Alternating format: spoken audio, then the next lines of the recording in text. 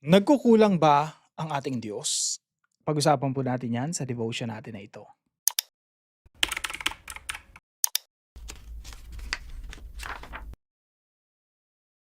Magandang araw po sa bawat isa sa inyo. Welcome back to our 365 Daily Devotions Bible Characters Edition.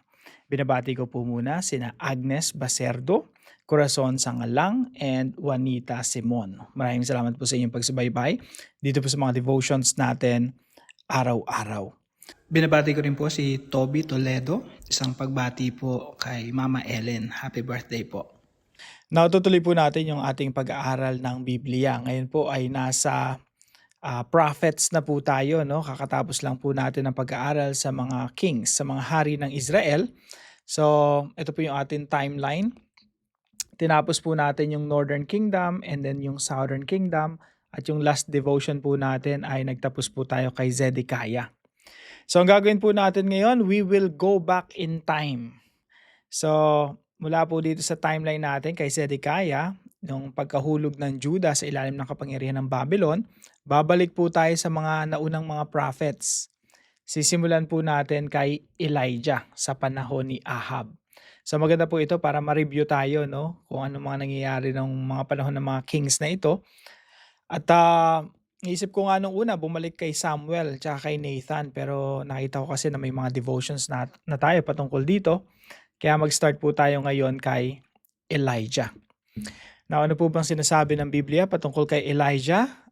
Tingin ko po dito sa series natin na ito, yung patungkol sa mga prophets, mag-spend tayo ng mga ilang devotions kay Elijah kasi po si Elijah ay isa sa importante, no? Isa sa mga importanteng prophets na kailangan natin bigyan ng pansin.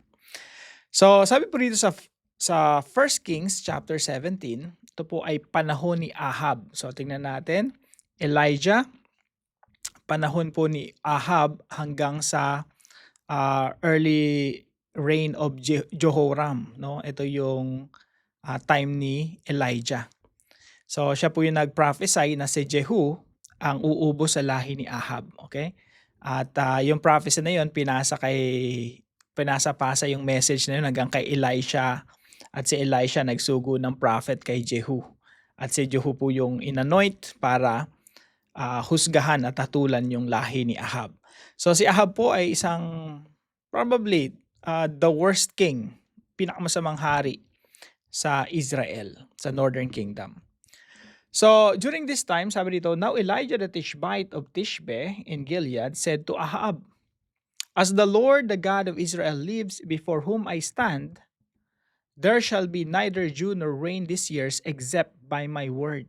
Sa Tagalog po, si Elias ay isang propetang taga-Tisbe sa Gilead. Sinabi niya kay Ahab, saksi si Yahweh, ang buhay na Diyos ng Israel na aking pinaglilingkuran.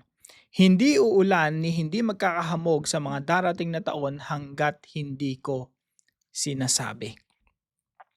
Tapos po pinapunta ng Diyos si Elias o si Elijah dito sa silangan ng Jordan at sabi roon, meron akong inutusang raven or uwak na maghahatid sa iyo ng pagkain kasi magkakaroon ng malawakang taggutom during this time. So ito po yung mga katuruan natin ngayong araw. Number 1, God protects His servants from evil or from harm. Dito po kasi sa panahon ni Ahab, yung mga yung mga propeta ng Diyos, pina-persecute, inuusig, inuubos. At ito po yung istorya na tinago yung mga totoong prophets ng Diyos sa kuweba, sa mga malalayong lugar, sa ilang, sa disyerto o sa bundok.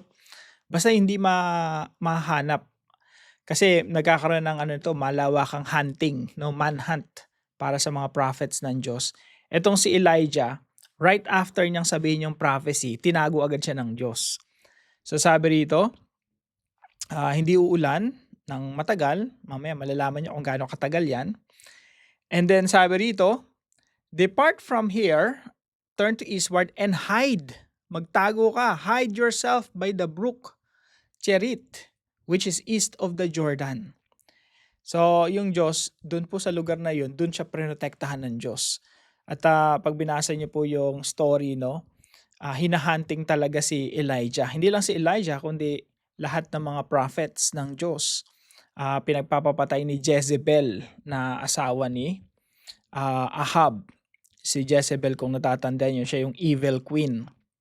Now, ito pong si Elijah ay pinoprotektahan ng Diyos. Sipin niyo, ano siya, main target, kasi siya yung isa sa masasabi natin during that time, siya yung primary. Siya yung pinaka-importanteng propeta ng Diyos, at siya yung, kumbaga, isipin natin siya yung general, no, ng mga prophets. Kaya siya yung main target. Talagang nagkaroon ng manhunt para patayin to si Elijah. Pero ang Diyos prinotektahan si Elijah. During the famine, during this time ng malawak ang tagutom, pinapakain ng Diyos si Elijah. So, point number 2 natin, God prepares His servants in secret places. Yung mga tagapaglingkod ng Diyos, inihahanda ng Diyos sa mga sekretong lugar, no?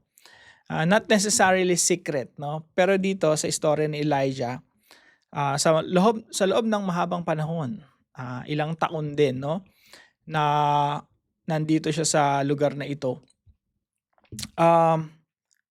Pinapakain siya, sinosustain siya ng Diyos, protektahan siya ng Diyos, at the same time prepare siya ng Diyos para sa matinding battle, no? Later on makikita po natin yung mga laban ni Elijah. Talagang spiritual battle, spiritual warfare.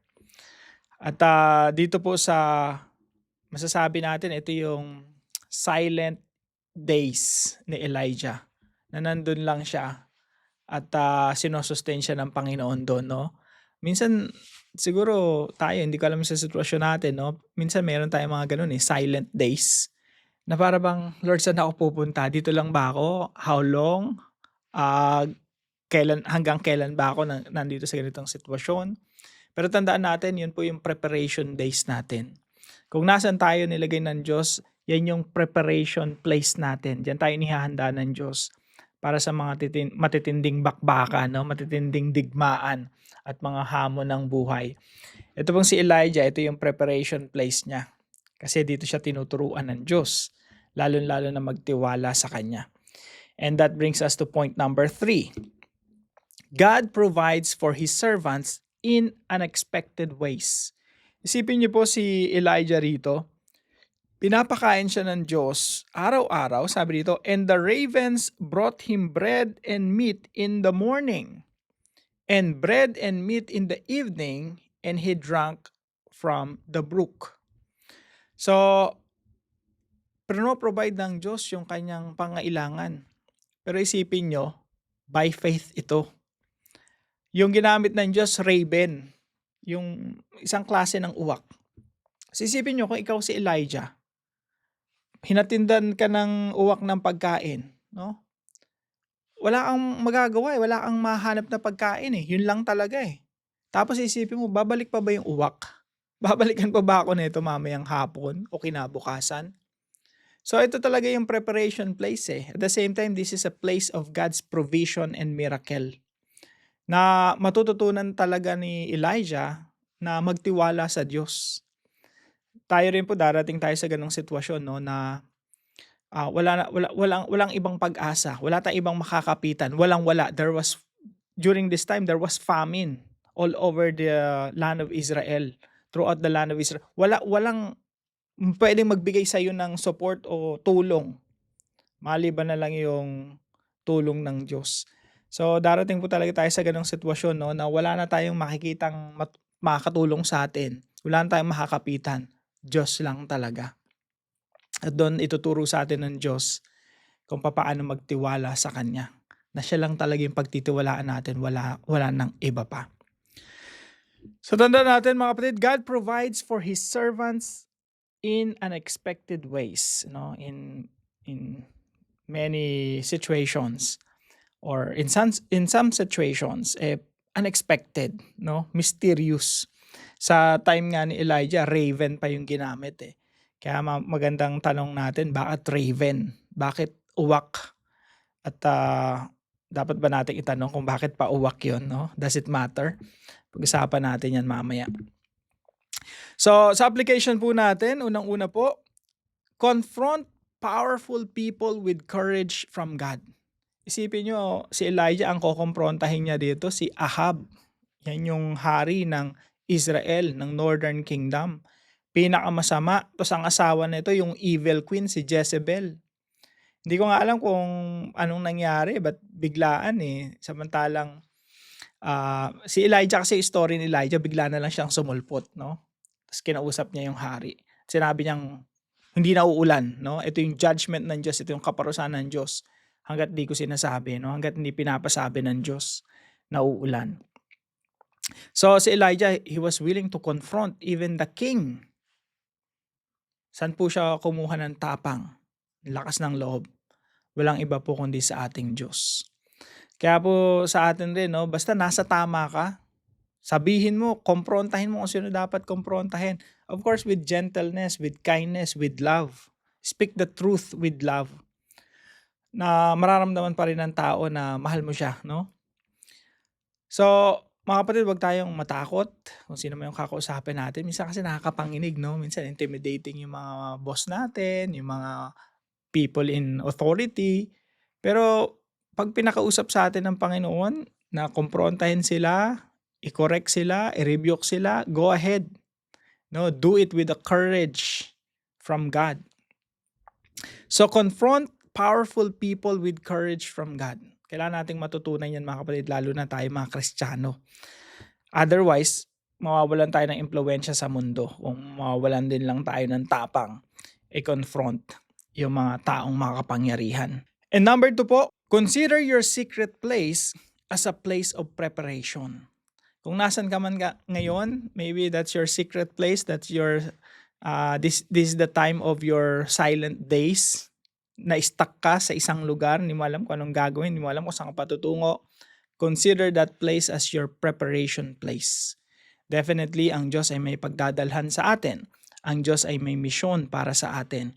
Huwag nating sayangin yung mga pagkakataon na ganito, silent. Huwag nating sayangin yung mga pagkakataon na prepare tayo ng Diyos. Lalo na sa mga pagkakataon na tinuturuan tayo ng Diyos na magtiwala sa Kanya. At pangatlo po, continue trusting in God's unfailing provision. Lagi po tayong magtiwala sa provision ng Diyos na hindi nabibigo, hindi nagkukulang ang Diyos sa kanyang pagbibigay ng lahat ng ating pangailangan. Remember this mga kapatid, pag tinawag ka ng Diyos sa isang misyon, may pinapagawa sa iyo ang Diyos. Yung Diyos din ang magtutustos sa lahat ng iyong pangailangan. Hindi ka pababayaan ng Panginoon.